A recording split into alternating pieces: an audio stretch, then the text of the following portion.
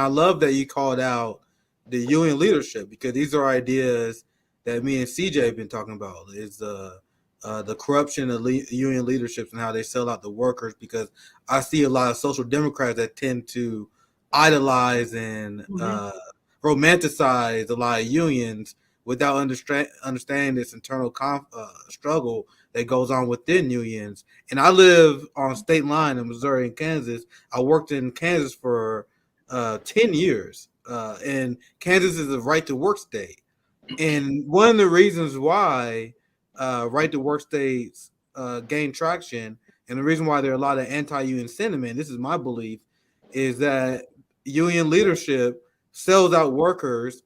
They act incompetent, and then workers are like, why are we paying these damn union fees and union dues when the union is selling us out and not getting anything accomplished for us?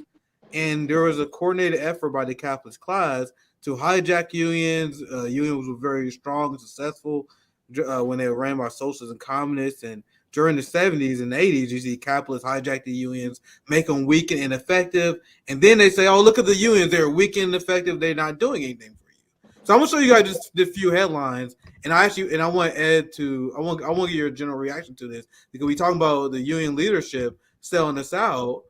You mentioned that AFL-CIO earlier. Not just them, but you have all these unions a year and a half before the election that is endorsing a strikebreaker, an enemy of the working class, Joe Biden. So this is the AFL-CIO votes to endorse President Biden for re-election. You had all their affiliates doing the same thing. Here's a headline from Common Dreams. In an unprecedented show of solidarity, major labor unions endorsed Biden for 2024. You guys see the problem here? Yes. You guys see why workers in red states like Kansas are going to be turned off of unions when they see unions turn to partisan bootlickers of the ruling class? So I generally want to get your reaction to this, because I love that you called out union leadership. What are your general? Well, I think that it is a travesty, in to the extent that what it reduces and it minimizes and it kind of de-emphasizes the reality that politics is important. But the question is, how should a labor union function in the political sphere?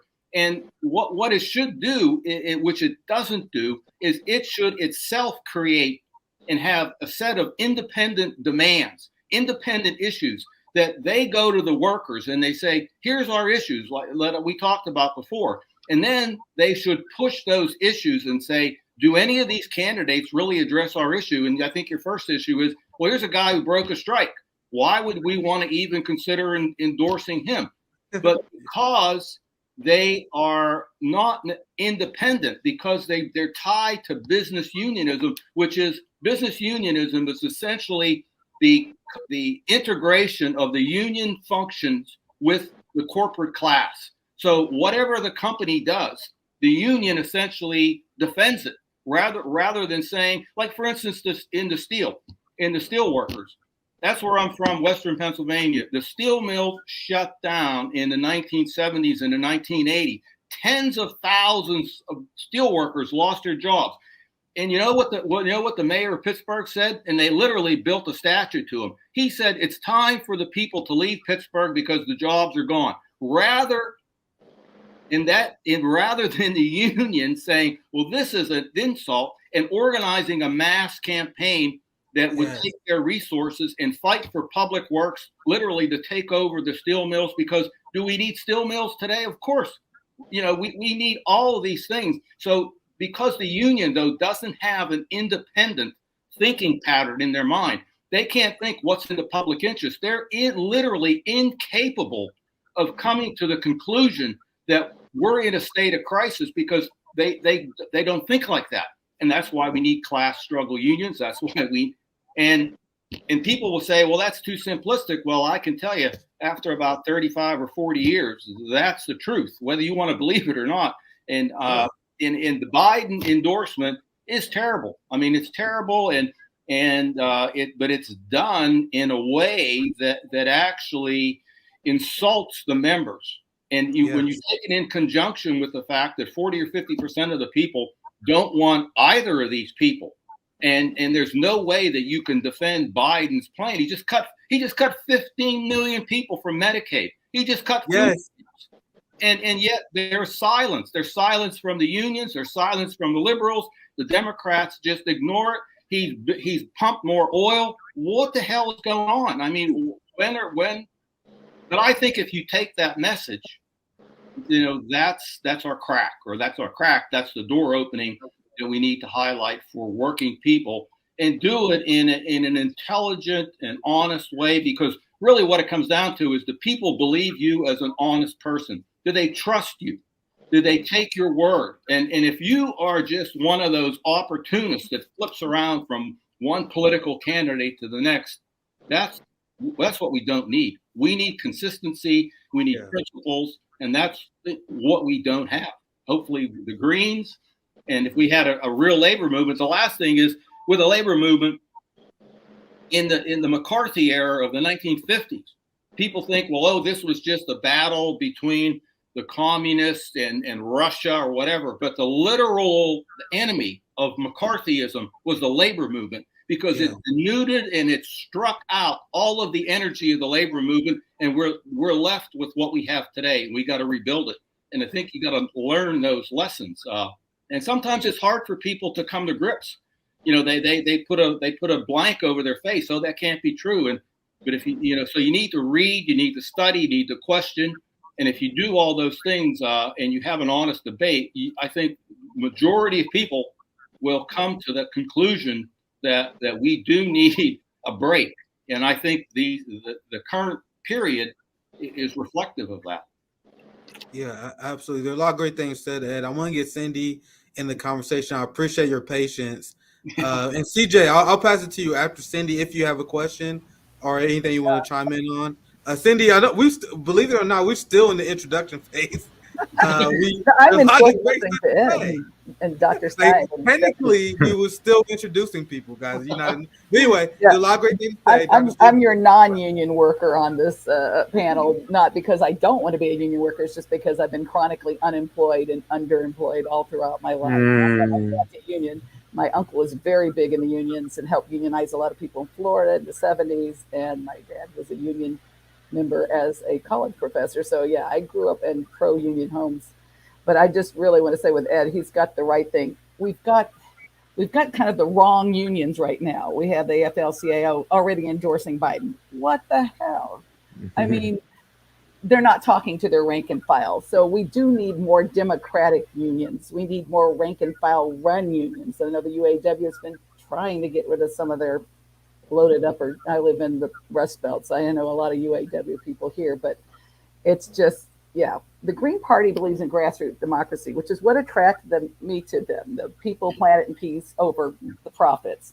And I mistakenly followed Bernie in 2016, thinking he was an actual socialist. So I thank you, RBN, for the last 2 years, keeping me sane and teaching me more about socialism and introducing me to a lot of other good podcasters and people out there, because it's been a really good learning experience. I call myself a self-taught eco-socialist because I don't know all the big terminology, but I do kind of know what it means and what it means to be a worker and not to be treated correctly. And I talk to a lot of people. I'm working with immigrants now, and it's really interesting. I'm teaching a citizenship class this past month, and so I have to teach them about how the government works, right? Not how it really works, but how it's set up on paper, the Constitution and the 3 branches of government and all that. And so I'm in the back of my head going, no, you can't talk about this in this class. We don't want to confuse people learning basic of American government, but we're not democratic at all. We say we're a democracy, and for some reason we've always equated capitalism with democracy, which is so further from the truth that it's just blows my mind that if I ever believed that, I was so mistaken. But we don't let our union, we don't let our workers come together and form actual groups that help promote them and raise class consciousness, like as you were talking about, Ed. We don't seem to talk about it. We don't use those terms so much. So I've been writing and editing a blog for the last 8 years. The revolution continues. We started with a bunch of Bernie people, and then it's just kind of dwindled down to me and a few other people who write for me occasionally. But trying to use other terms that don't, quote, turn off people with the red buttons, because we have been brainwashed to think socialism is a bad word. We've been brainwashed to think Marx and Lenin are evil, demons with little horns and tails or something. I don't know. It's just insane. But we really do need to help the workers, help themselves. And I listen to people all the time, and they're like, I have no choice. I'm stuck. I'll have to vote for Biden, or I get Trump, or I have to, whatever, do this, or we don't get that, or we didn't quite get what we needed in our union contract. I have a friend that works in healthcare. They will not let that hospital unionize, but they let one of the other related hospitals unionize in town. Why? I don't know. I mean, it's just, none of it makes sense in a just world where workers have a democratic say in their own jobs and their own lives. And I think, as a Green, I'm like, yeah, we need to get rid of this heavy top down, elitist top that we see in a lot of unions and we see in our government and our politics. Because, but excuse me, I think, could I just say something? Interject that democracy in other words, like democracy in and of itself has to have a new definition, simply because if all you have is elections and you have the same people running, and one has a black face, one is Hispanic, one's an old white guy or whatever, and their ideologies are the same, their lead, that isn't going to bring any change. So yeah. It's more of an ideological shift. And, right. and so democracy is good. And part of the messaging that we need to take is our program is democratic, meaning it's people oriented. And that's what people will look at. They're not necessarily interested in the ins and outs of everything. But I think what they want to know is, well, if we have Medicare for all, it would be a great thing. If we would have a $25 minimum wage, that's more democracy than, having a debate between two old guys running for president. Yes. So anyway. All right. The two old guys, I'm sick of the two old guys, yeah. Really. But the thing is, they'll change them up, and they'll be a different color or a different, feminine. They'll be anything else, but they're still the same philosophy, yeah. As you say. They're still going to manage the empire. And they're still just keeping the same old. Yes. And yet you hear these little things when people say, wow, I wish I had a choice. And I believe them. And they kind of know deep down they don't, but they fall for that. Oh, well, if I'm not voting blue, I'm voting for red, and, vice versa.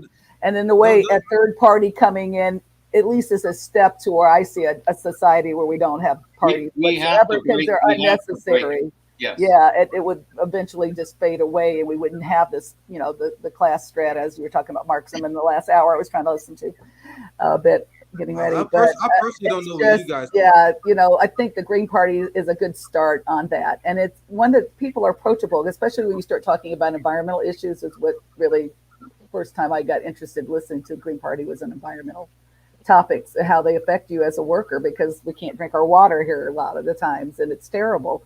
And it's like that affects everybody, and especially the workers, because we don't have a choice. Where are we going to go? We don't have the money to just zip out and, go drink water in another part of the world where they could, Yeah, I'm not sure what you guys mean. I watched a lot of MSNBC, and they told me that democracy is when you only allowed to vote for one candidate. Yeah, I know. Democracy is and when no you primaries either. That's what really kills me. I was trying to talk to a Dem friend, kind of like, oh, no primaries either. That's real democratic of you, Democracy is when there's no debates and we have to vote for one candidate, or at the end of democracy. That's what. Democracy is, under their definition, obviously is clearly only elections. Democracy, as I said, is not having any programs that actually would implement democracy and give people equality. And so they fake people with this concept of, it's like fake democracy. You could vote for two people who have no interest in representing you. And that's really what, and it's like you have to puncture that. But remember, we're in a brainwashed society, a huge, mainstream media, that's controlled, and the capitalists, they're not dumb.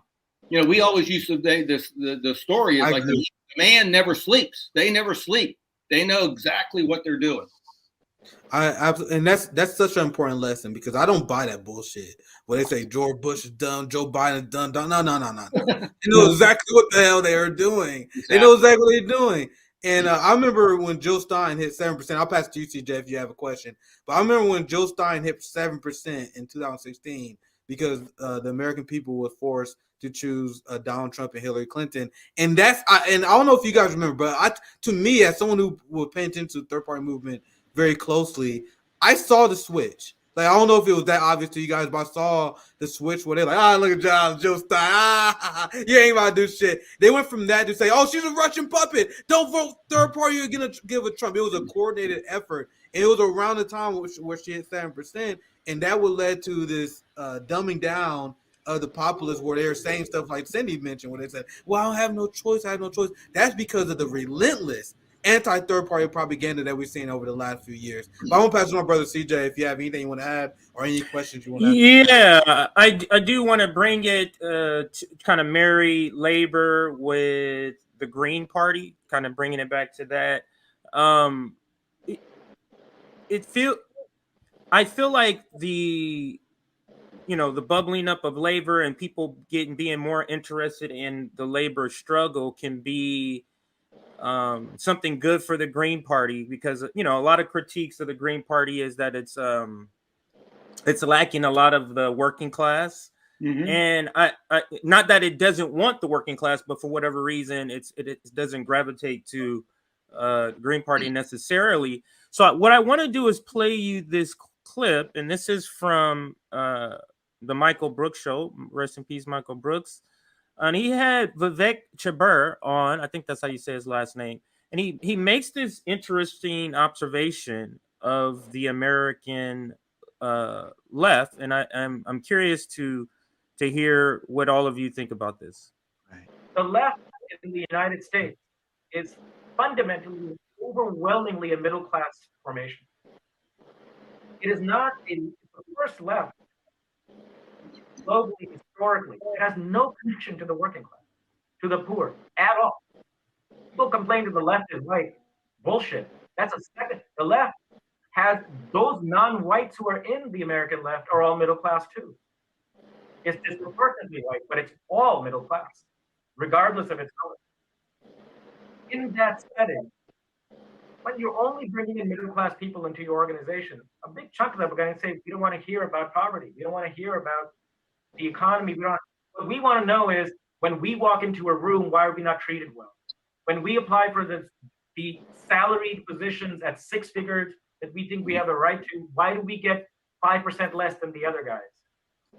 Now, he goes on and says a lot of great other things, but the reason I wanted to play that snippet and ask you and kind of open the discussion up to everybody on the panel is, I see the labor movement as being a way to break sort of that history of the American left and not having a real direct or a substantial connection to the working class and poor. So what's happening with labor, it feels like this could be an opportunity for the Green Party to not make a pivot in policy, because the policy covers the working class and poor, but more make a pivot to a direct effort to bring that working class, that poor, into the folds of the Green Party. So whoever wants to go first, I know it's kind of a long, drawn out concept, but if you can extract the parts that you want to address from there. And I just like to say, I'm sorry. I just like to say that one of the things that would work is if the people in labor, people in the unions, start running for Green Party positions at the local level. And so then that starts to really show that marriage between the Greens and labor. Because Christian Smalls tweeted not that long ago, we need a Green/Labor Party. And he's absolutely right. The Green Party has to put out the labor aspect. Like you said, the platform is very strongly labor. We are very against NAFTA, right? We're against these trade agreements. We're very pro-union. If you go out there and Google anything that the Green Party has said through the Amazon strike, the workers' issues, Walmart worker issues, McDonald's, and the Teamsters, you see that it has always been very, very pro-labor. That now message just needs to get to the labor down to labor, and labor also needs to then become part of the government. Because once the government, labor begins to take over the government at that local base level, that's where all policy's made. That's when we begin to crumble with the waffle. Yeah, I guess I would say when I've heard so many people talk about labor. I mean, first of all, when CNN or Fox News calls Biden a communist, then you got to say, well, what the hell is labor? Or who is left? Who is really left? So I don't know what this guy is meaning. If Biden's a socialist or a Marxist, so I'm not sure, because I think what most people falsely attribute the left to is simply fake liberals. And that's not the left. That is not the left. I think, again, we're in a period of resuscitating what a real left formation would be. And the Greens have an opportunity to insert themselves in that.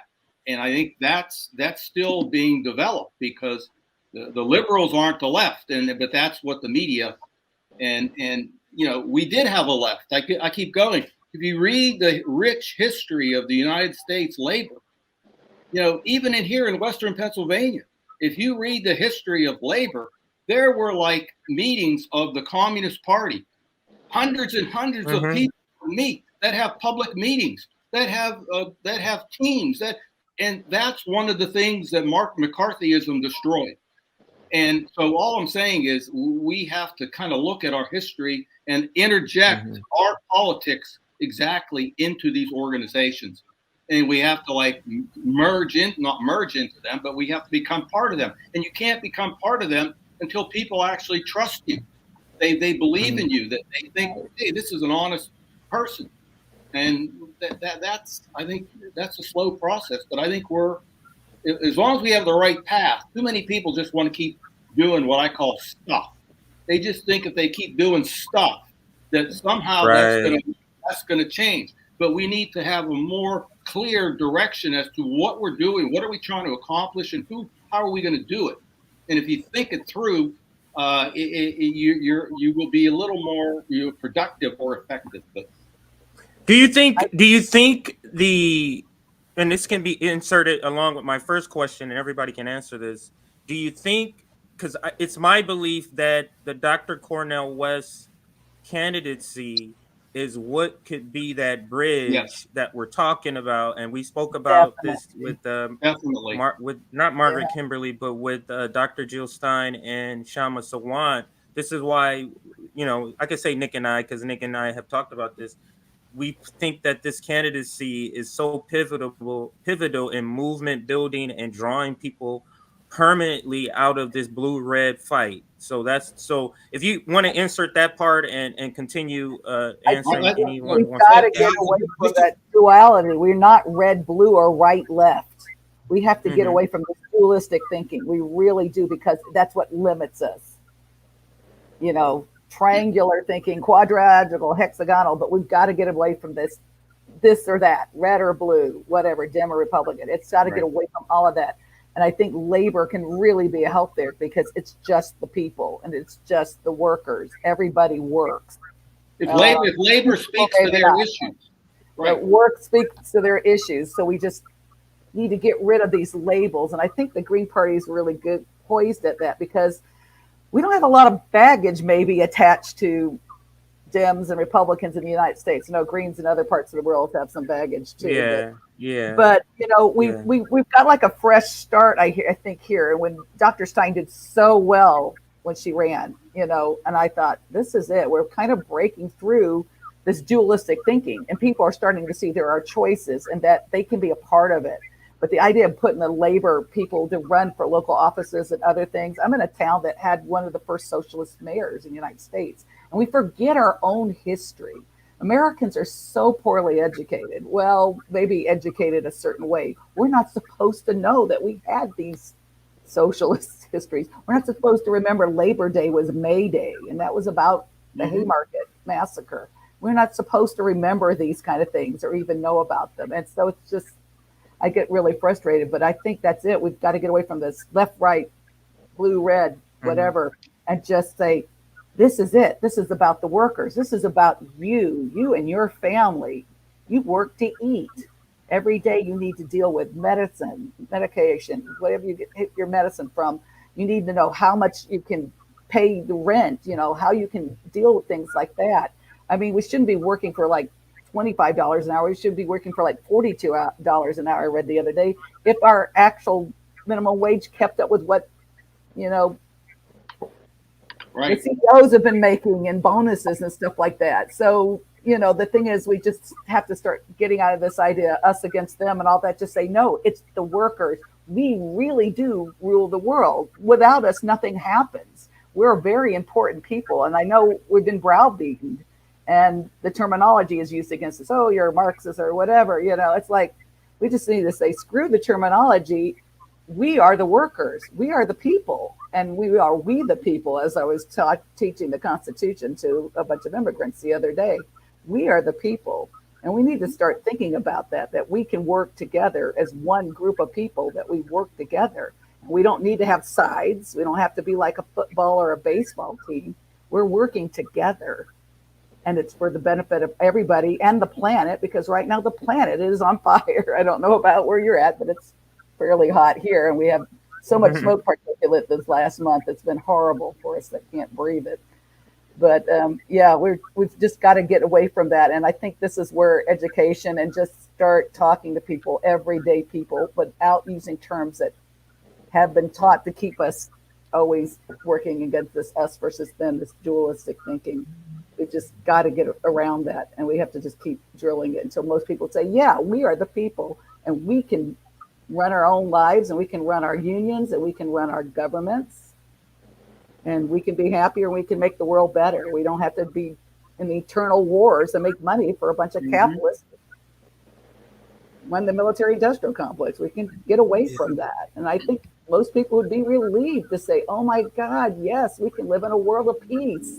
People, planet, and peace over profits. Hallelujah. I think Dr. West is a really good candidate for this.